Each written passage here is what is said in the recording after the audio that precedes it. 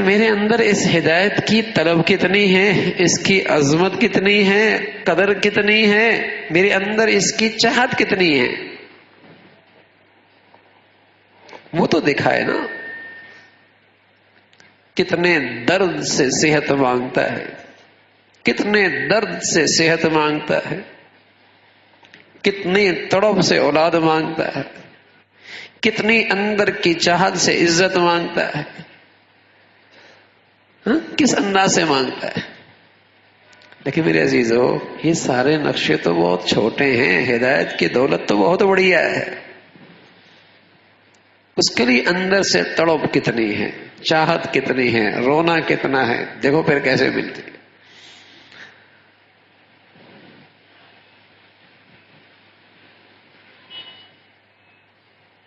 تو سچی طلب ہے۔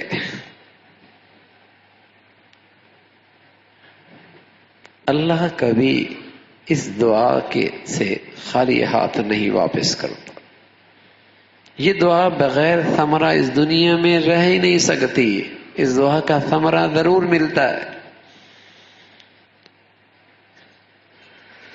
ہاں کوئی چلنا ہی نہ چاہے اور شیطان وسوسے ڈال دے، ہدایت پہ چلے گا، ہدایت پہ چلے گا تو یہ مسائل بڑھ جائیں گے، مشکلات بڑھ جائیں گی۔ کتنی بد نصیبی ہے۔ ہدایت میری زندگی کے مسائل کا حل تھا، اور میری زندگی میں ظلمت ایسی آئی کہ آج مجھے ہدایت پہ چلنا ہی سب سے بڑا مسئلہ لگ رہا۔ جو ہدایت کا نور میری زندگی کے مسائل کا حل تھا، جس میں میرے سارے مسائل کا حل ہونا تھا، کیسی ظلمت آئی ہے، کیسے دل و دماغ پر ظلمت گناہوں کی چھائی ہے کہ آج ہدایت پہ چلنا ہی میرے لیے مسئلہ بن گیا۔ میں سمجھتا ہوں اس پہ چلوں گا تو مسائل کھڑے ہو جائیں گے۔ ارے مسائل حل ہونے کا نام ہدایت ہے۔ میری زندگی کے جتنے مسائل کھڑے ہیں وہ اسی سے دوری کا نتیجہ ہے۔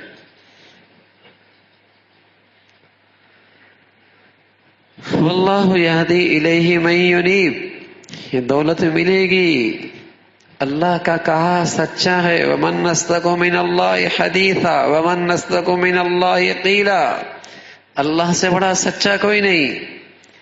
لیکن میں اپنا جائزہ لوں کہ میرے دل میں اس ہدایت کی طلب کتنی ہے۔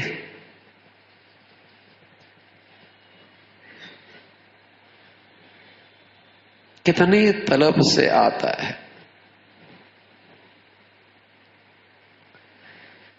ایسی جہاں آدمی دین کے تذکروں میں جاتا ہے، ہر شخص اپنے اپنے طلب کے حصے کے بقدر وہاں سے لے کے اٹھتا ہے۔ جو جتنی بڑی طلب فکر لے کے آتا ہے، اللہ اسے اتنا ہی اس مجلس کا نور نصیب فرماتا ہے۔ اور بس اوقات تو یوں لگتا ہے کہ جو میری ضرورت تھی وہی سامنے والے سے اللہ نے کہلا دیا۔ جو میری ضرورت تھی سامنے والے سے اللہ نے وہی کہلا دیا۔ اور اللہ بھی بڑا کریم ہے، آنے والوں کی طلب کی برکت سے سامنے والے کی زبان پر وہی کہلوا دیتا ہے۔ اس طلب کرنے والے کی برکت ہے، خالی ہاتھ نہیں واپس کرتا۔